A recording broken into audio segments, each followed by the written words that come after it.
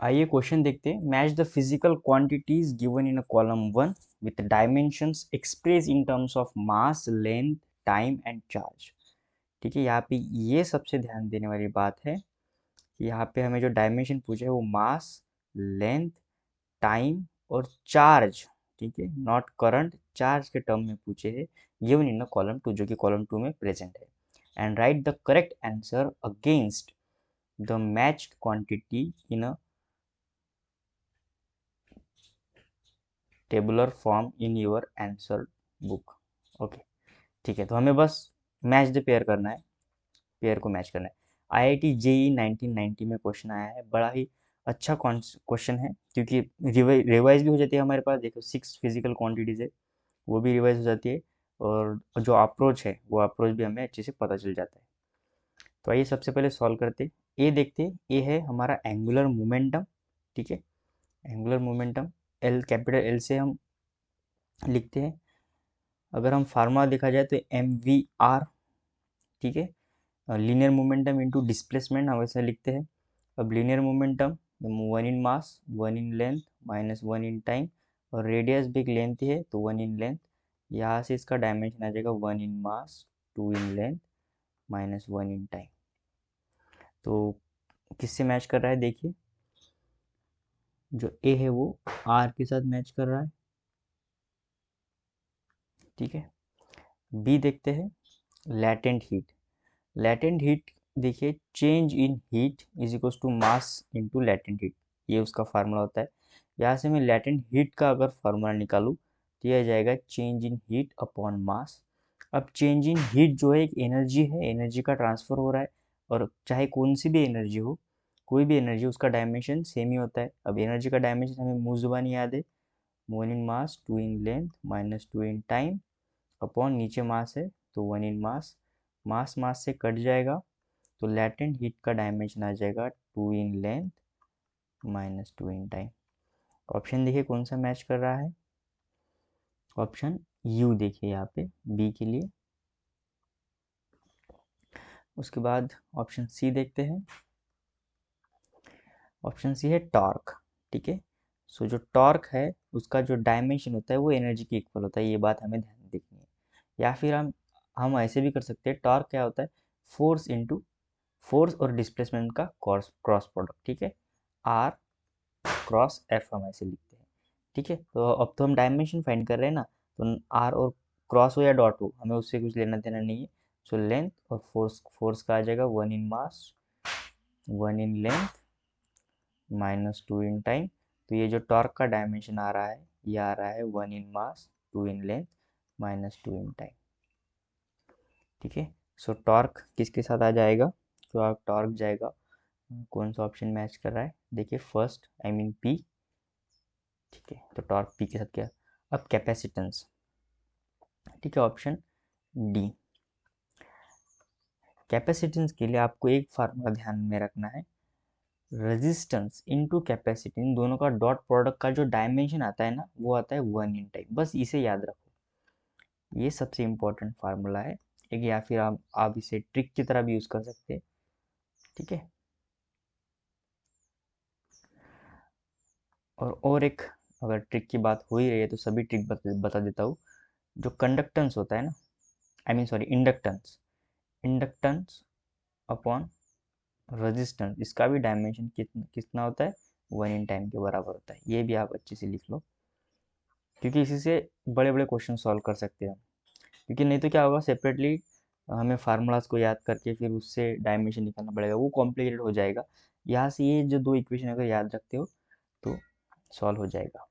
ठीक है, तो यहाँ से अगर मुझे सी चाहिए तो सी इज इक्वल टू, यानी कैपेसिटेंस चाहिए तो वो आ जाएगा 1 इन टाइम अपॉन रेजिस्टेंस। पर यहाँ पे हमें रेजिस्टेंस नहीं पता है, तो हम यहाँ पे एक फार्मूला का यूज़ करेंगे, पावर इज इक्वल टू होता है करंट का स्क्वायर इंटू रेजिस्टेंस। तो यहाँ से रेजिस्टेंस आ जाएगा पावर अपॉन करंट का स्क्वायर, पावर होता है वर्क डन अपॉन टाइम, ठीक है, इंटू करंट का स्क्वायर। वह वर्क डन का जो डायमेंशन होगा वो एनर्जी के डायमेंशन के इक्वल होता है। सो 1 in mass, 2 in length, -2 in time, यह आ जाएगा 1 इन टाइम,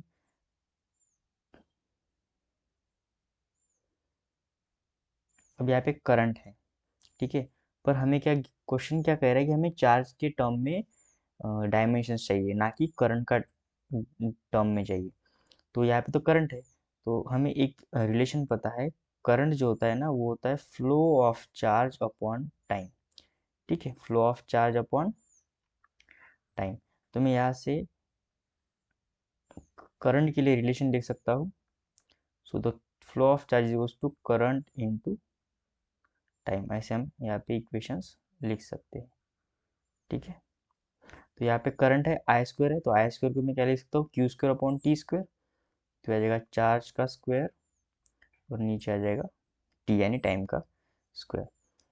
अब मैं इस रेजिस्टेंस का डायमेंशन निकालता हूँ प्रॉपर, तो आ जाएगा 1 इन मास,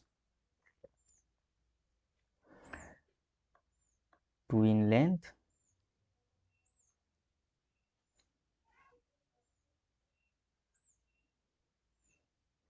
ये नीचे 2 है, देखो यहाँ से एक ये कट जाएगा, ये ऊपर जाएगा तो +1 ही है, तो -2, तो -1 आ जाएगा, -1, और एक चार्ज ऊपर जाएगा तो -2, ठीक है। 1 in mass, 2 in length, -1 in time, -2 in charge, तो ये आ गया रेजिस्टेंस का, ठीक है। अभी रेजिस्टेंस का ही हुआ है सिर्फ, ये रेजिस्टेंस हम इसमें पुट करेंगे, कहाँ पे, कैपेसिटेंस पे।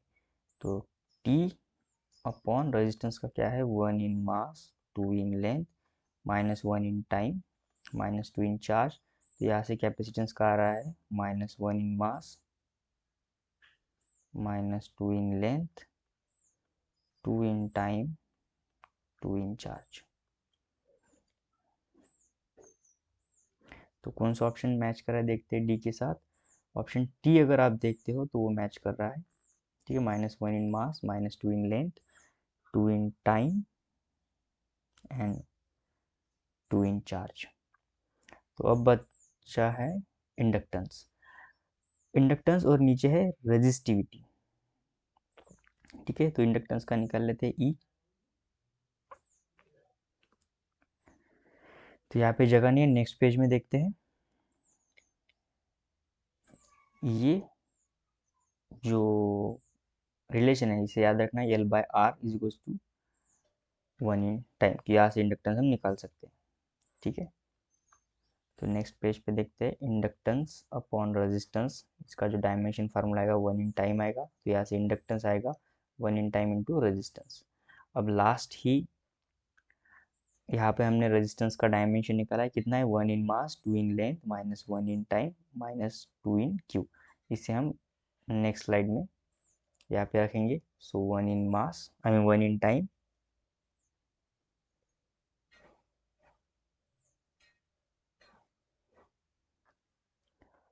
डायमेंशन क्या है, 1 in mass, 2 in length, -1 in time, 1 in mass, 2 in length, -1 in time and -2 in charge. यही है, एक बार चेक कर लेते। ओके, तो इसे सॉल्व करने के बाद आ जाएगा 1 in mass, 2 in length and -2 in charge. आइए कौन सा ऑप्शन सही हो रहा है वो देखते हैं।